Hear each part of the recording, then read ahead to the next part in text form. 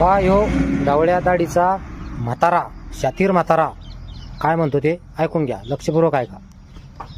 की आम्ही 50% आम्ही 5 कोटी मुंबईत आणणार. अरे 5 कोटी आणले की 10-15 हजार माणसं आणली आणि सरकारने जरा नरमाईनं घेतलं म्हणून तुमची दादागिरी झाली.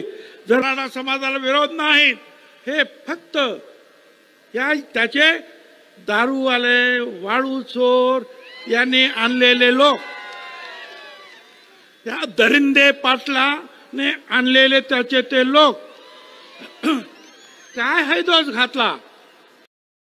मंडळी तुम्ही आताच ऐकलंच असन, यो ढवळ्या दाढीचा म्हातारा 2-4 वर्षे जेलामध्ये खडी फोडून आला, पिठलं भाकर खाऊन आला आणि तो त्या देवस्वरूप माणसाला दारांगे पाटलाला म्हणतो, दारांगे पाटील आहे, यो दारू पिऊन आलता, यांना लोक रोजानं आणले होते. अरे त्या माणसाचं अख्खं आयुष्य समाजासाठी गेलं, त्यानं स्वतःच्या शरीराची चाळणी समाजासाठी केली, त्यांना स्वतःसाठी 1 रुपया घेतला नाही. आणि ह्यो म्हातारा याचे दोन्ही पाय आता स्मशानभूमीमध्ये लटकेले, तरी ह्यो म्हातारा त्या माणसावर आरोप करतो.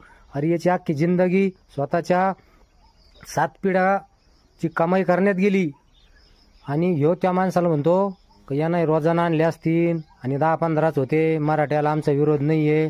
म्हणजे हा शातीर कोला, ऊसातून जायचं पण पान लागू द्यायचं नाही, ह्या भावनेतून हा बोलतो आणि हा डायरेक्ट नाव घेतो.